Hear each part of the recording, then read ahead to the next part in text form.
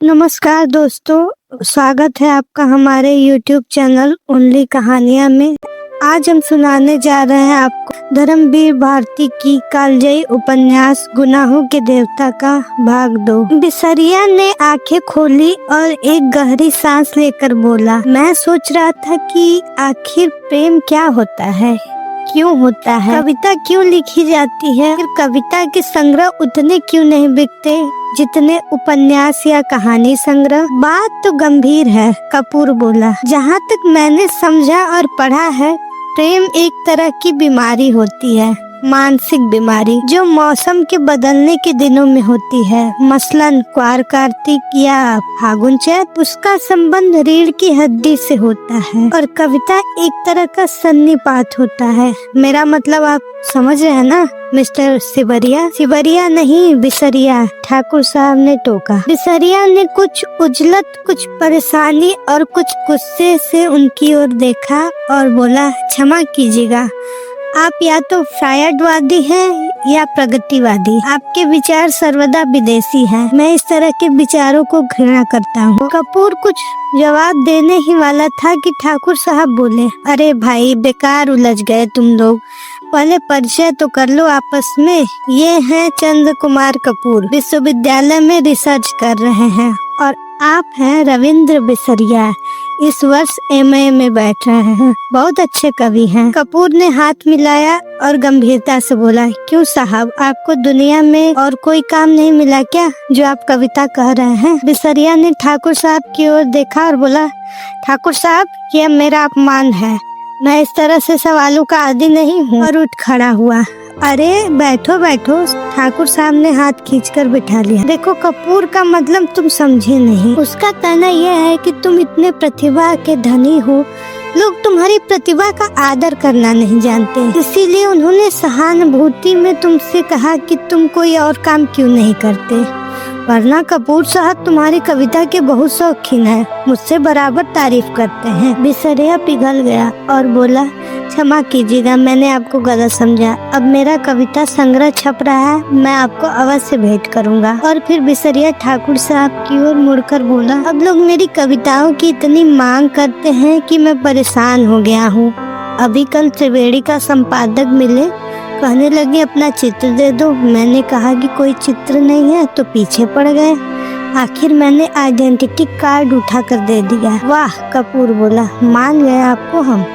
तो आप राष्ट्रीय कविताएं लिखते हैं या प्रेम की? जब जैसा अवसर हो, ठाकुर साहब ने जड़ दिया। वैसे तो यह वार फ्रंट का कवि सम्मेलन, शराबबंदी कॉन्फ्रेंस कवि सम्मेलन, शादी ब्याह का कवि सम्मेलन, साहित्य सम्मेलन का कवि सम्मेलन, सभी जगह बुलाए जाते हैं। बड़ा यश है इनका। बिसरिया ने प्रशंसा से मुग्ध होकर देखा, मगर फिर गर्व का भाव मुंह पर लाकर गंभीर हो गया। कपूर थोड़ी देर चुप रहा, फिर बोला, तो कुछ हम लोगों को भी सुनाइए ना, अभी तो मूड नहीं है। बिसरिया बोला। ठाकुर साहब बिसरिया को पिछले 5 सालों से जानते हैं। वे अच्छी तरह जानते थे कि बिसरिया किस समय और कैसे कविता सुनाता है।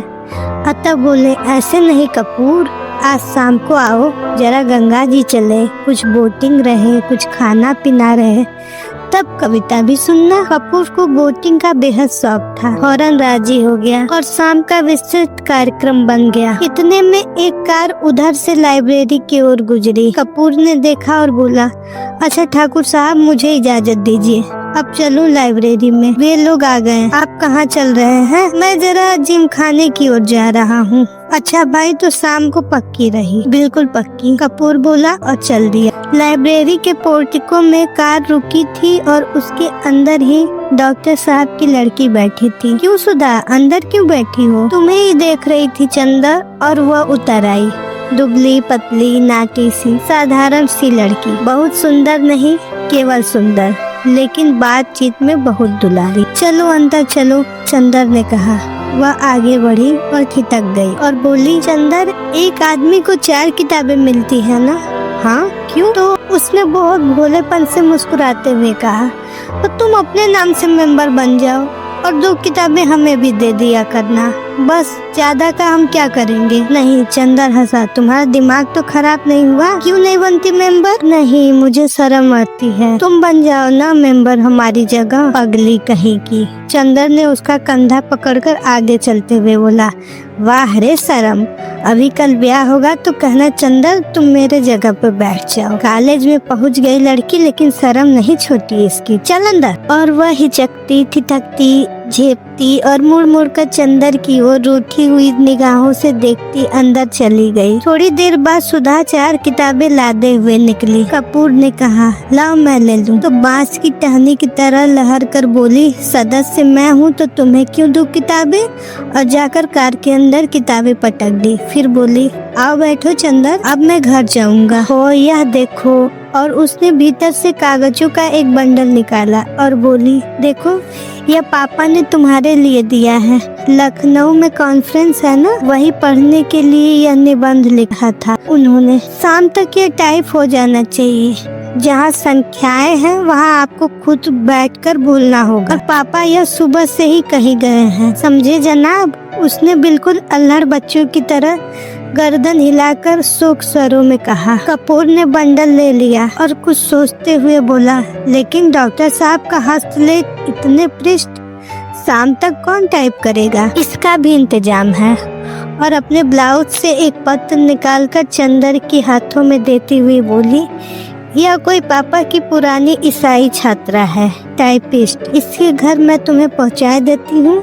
मुखर्जी रोड पर रहती है, उसी के यहाँ टाइप करवा लेना और यह खत उसे दे देना। लेकिन अभी मैंने चाय नहीं। समझ गए। अब तुम सोच रहे होगे कि इसी बहाने समझ गए। अब तुम सोच रहे होगे कि इसी बहाने सुधा तुम्हें चाय भी पिला देगी। सो मेरा काम नहीं है जो मैं चाय पिलाऊं, पापा का काम है यह। चलो आओ। चंदर जाकर भीतर बैठ गया और किताबें उठाकर देखने लगा। अरे चारों किताबें कविता की ही लाई, समझ में आएगी न तुम्हें? क्यों सुधा? नहीं, चिढ़ाते हुए सुधा बोली, तुम कहो तो तुम्हें समझा दे। इकोनॉमिक्स पढ़ने वाले क्या जाने साहित्य। अरे मुखर्जी रोड पे ले चलो ड्राइवर, चंदर बोला। इधर कहाँ चल रहे हो? नहीं, पहले घर चलो, सुधा बोली। चाय पी लो तब जाना। नहीं, मैं चाय नहीं पीऊंगा, चंदर बोला। चाय नहीं पीऊंगा? वाह वाह। सुधा की हंसी में दूधिया बचपन छलक उठा। मुंह तो सूख कर गोभी हो रहा है और चाय नहीं पियेंगे। बंगला आया और सुधा ने महाराजिन से चाय बनाने के लिए कहा और चंदर को स्टडी रूम में बिठाकर प्याले निकालने के लिए चल दी।